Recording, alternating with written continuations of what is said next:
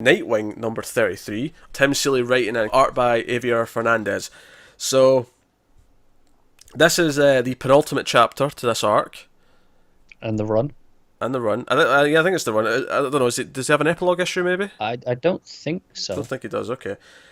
So, this picks up, obviously, the last issue was mostly just Nightwing and Raptor at the blackjack table. And obviously it's a lot of flashbacks telling the stories of how Raptor was around during his mother's death and all the rest of it. This picks up sort of after the big sort of cliffhanger where everyone started hulking out, everyone's going blockbuster style. And this issue kind of becomes Nightwing and Blockbuster have to work together because all this is going down. And they still have this pact where they still made this deal where he's going to help get rid of Raptor, but Dick in return is going to leave Bloodhaven. That's still the plan. But it becomes more of a, we're under siege, there's monsters all over the place, and then of course Tiger Shark is also hulking out. And that becomes a big thing. There were some really good moments in here. I really like the we can still work together, we can still do this, and there's a really great suspenseful sequence of, so Blockbuster Dick swings him up, very trapeze, artist style. As it even kind of talks about. Yeah, even references it, but even if he didn't, like, it's still very much that. Like, you can see it. But so Dick's left fighting Tiger Shark, and he's holding him off for a little bit, but he eventually has to sort of run away, and he jumps into one of the rooms or the elevator or whatever, and he's like, "Hey, Blockbuster, Desmond, shut the door," because he's at the control panel. And there's this moment where you're not really sure, and he shouts, "Desmond!" And he's like, sorry? Roland. Oh, he's Roland Desmond. Yeah, but he shouts Roland. Oh, whatever. Sometimes no. I think it makes a difference. I think it's the familiarity that it implies. Okay, sure. Sometimes your corrections though are really nitpicky. No, I know, but I think this one there was a genuine. I do think the familiarity that applies in the desperation of the moment. Sure. I'm not looking at the page right now though, so I'm just from memory. And he turned the page, but then the door's shut just in time, and Tiger Shark slams into it. And it's just smacks his head. It's satisfying. Yeah, it's really satisfying, but it's a really well done scene because you feel the countdown and like can we trust Blockbuster? Can we actually trust what he's going to do? What he says he does? Yeah. Does he actually? Because that's the thing. I mean, Blockbuster even brings up that way back when we first interacted with him and he was pretending to be a good guy. He double crossed Dick. He double crossed him with the that whole villains meeting and like testing the weapons out on him. But he kind of brings up, he's like, yeah, but I knew you would use that time vest thing to get out of it. Like I left that there to make sure. Yeah, I really like their relationship. So when they're going to the elevator, and they talk about how he has to de-Blockbuster, and he's like, and it's he says he'll go up on his own while he's still in Blockbuster mode. He's like, I'm going up on my own. You go deal with your friends downstairs and help them out. And it's this idea that he even though like Dick points out, it's like, no, you were scared to go up there because you knew you had to come back to normal, so you were scared to go up there, but he was kind of willing to do it anyway. He was gonna let Dick go. If Dick had left, I don't think he'd have complained. Yeah, Sean finally contacts him as well because Sean kind of is figuring out stuff's going down. Pigeon's working with Raptor, tells Dick that. We see Raptor with Pigeon, and Raptor's pissed that he couldn't go through with it and kill him. But as he puts it, Dick has his mother's eyes, which made him melt essentially inside. Yeah. But the whole plan comes together at the end. We see Dick and Desmond side by side. They look out, and basically they're going to release this poison that turns everyone into Blockbuster, but without the intelligence. Like, they're all mindless monsters.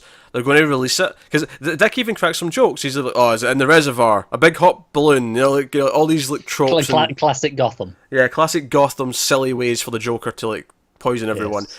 Scarecrow too, as well. Scarecrow. And they look across, and it's actually Raptor and Pigeon are releasing various birds, including pigeons, I would have to imagine. But there was some owls in there. There was all sorts. And he's like, oh no, it has to be ironic. He has to release it via Nightwings. Yes. As Dick puts it. I mean, I don't recognise all the birds well enough, but I really hope they're all nocturnal. I imagine that's the point. Yeah, but pigeons aren't nocturnal, are they?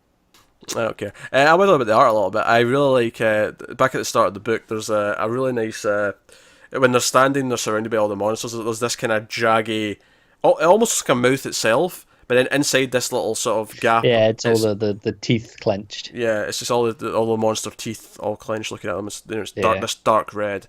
There's a good sense of motion throughout the book. There's a lot of speed lines and stuff. We didn't mention that the runoffs are outside dealing with various monsters and saving, bystanders.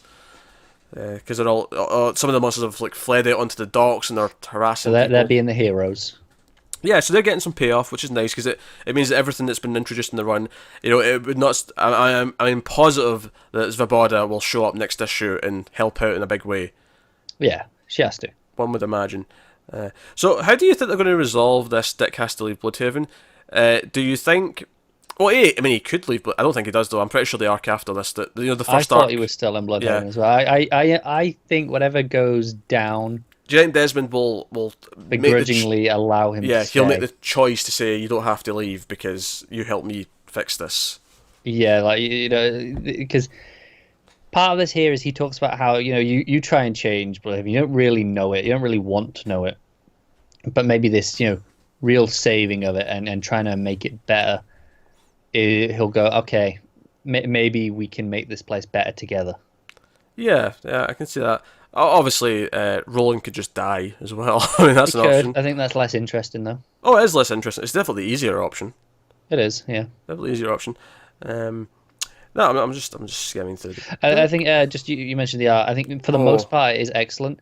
My only problem is every so often the faces, Dick looks really young. He has a proper baby face. I think Fernandez has always been like that, though. I don't think no. I don't think that's new to this particular It's not. issue. I found it more noticeable this issue for whatever reason. That said, the page, is it where Tiger Shark first appears? I think it is. Let me just go back and see. No, we see him already at the top of the elevator shaft.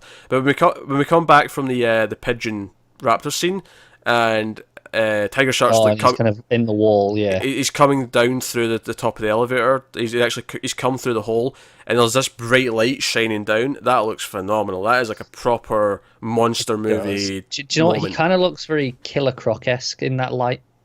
He's Killer Croc with a red bandana, basically. He is in that, yeah. Yeah, it looks good though. It's proper monstrous.